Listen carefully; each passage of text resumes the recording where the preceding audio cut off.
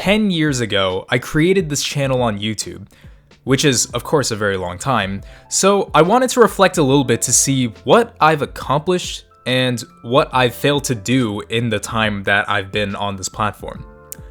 So I created this channel on July 31st, 2013.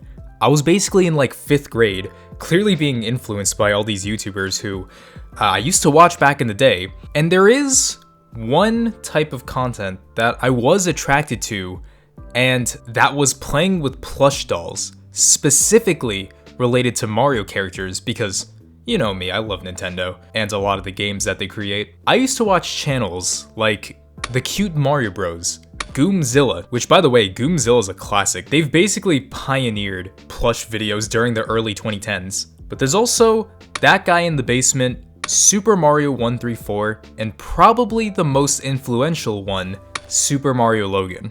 Of all the types of content I could have made during that era, I chose to whip out my family's shared camera, tag my brother along, grab a Mario and Luigi plushie from GameStop, and record the most cringe videos imaginable. This is what my brother and I decided to do on my channel for like, I don't know, the next year.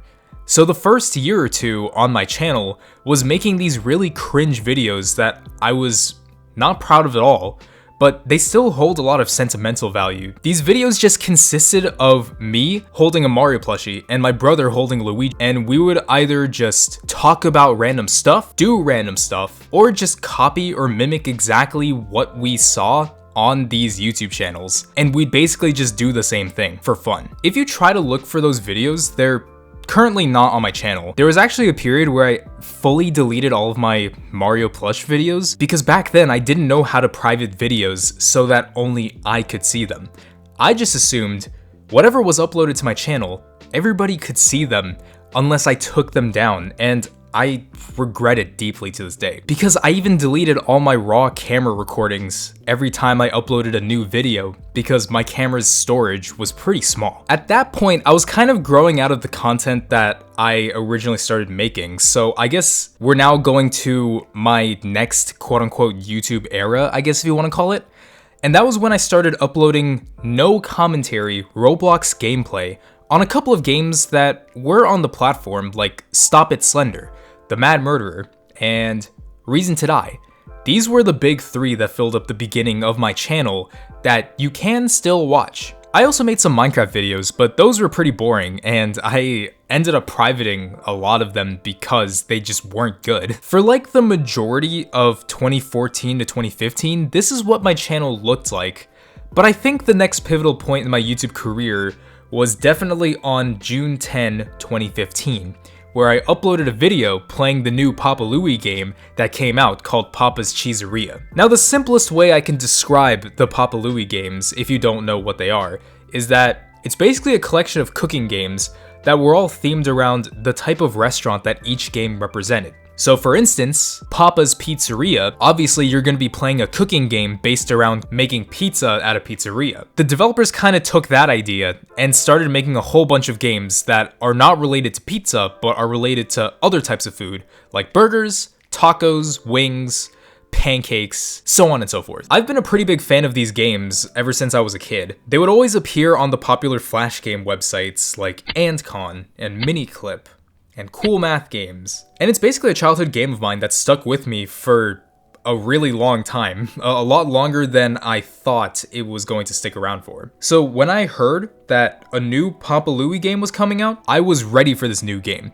As soon as the game came out, I whipped out my Microsoft Expression Encoder 4 and recorded my playthrough of the beginning. So then during that time, I made a couple of videos when I reached certain days in the game, where basically if I made it to like day 5, then I would record a video that was about me playing day 5. If I reached day 20, then I would make another video of me playing that day. Or if like a special event was going on during my playthrough, then I would record that and put it on my channel. So I kept at that for a while until a certain video dropped that basically was just like all of my other videos, except for some reason, this one changed my channel completely. I made a video called Papa's Cheeseria, Final Cutscene plus Unlocking Papa Louie on June 20, 2015, which is essentially the final ending in the game if we're talking about the story, because story-wise this is the ending of the game, but you can actually play this game for as long as you want.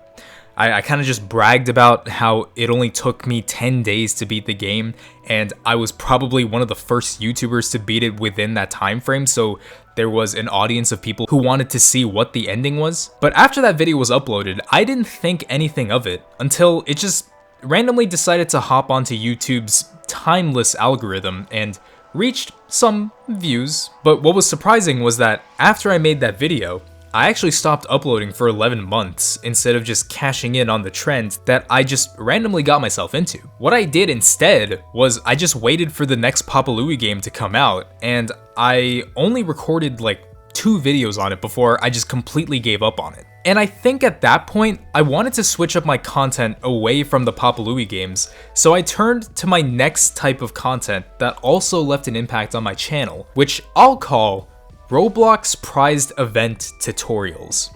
So to give a little bit of context, Roblox used to have monthly events that would have a theme and a few Roblox games that already existed on the platform to be able to participate in this said event. These games would make updates that had you do objectives to earn real prizes for your Roblox character to wear, whether that would be an accessory or a gear. So from the majority of 2016 to early 2017, I made tutorial videos on my channel showing how to obtain these prizes because some of these prizes honestly were pretty difficult to get unless you had a tutorial on YouTube to tell you how to do them. And I had a lot of fun creating these videos, so I kept on uploading these videos onto my channel and nothing else. The first one I made in 2016 was part of the Roblox Imagination event, all the way up until early 2017 with my last event video on the Roblox Heroes event. And then from that point onward, I completely disappeared from my channel for like the next 6 years. Now technically I've made other videos during that time, but these were more personal, so I just didn't make them public. I kind of just decided to quit because my passion for creating videos just kind of hit its end, and I didn't really want to make any more content past that.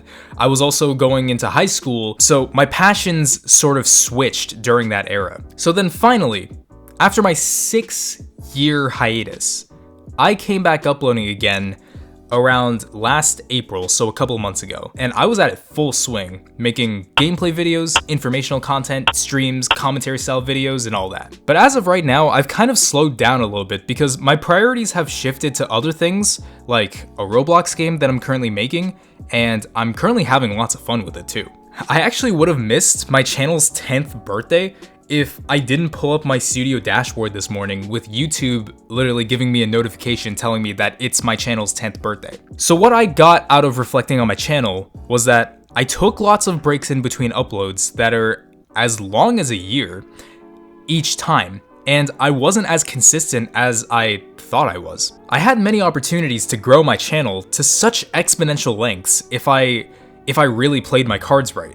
But what was kid me gonna think about to grow my channel to be as big as possible when all I did was upload videos that I really liked making no matter when they were made? If I took a route that would have given me the most success back when I was a kid, for instance, just constantly making so many Papa's Cheeseria videos after my most successful one, then I probably would have nurtured a channel to one where I didn't enjoy making content on, and I'm in a way kind of glad that things are the way that they are. So if you're considering making a channel, especially if you're young, please make videos that you have the most fun doing and the ones you feel the most proud doing. It's better to reflect on a channel with videos that you feel good creating rather than videos that you feel regret towards.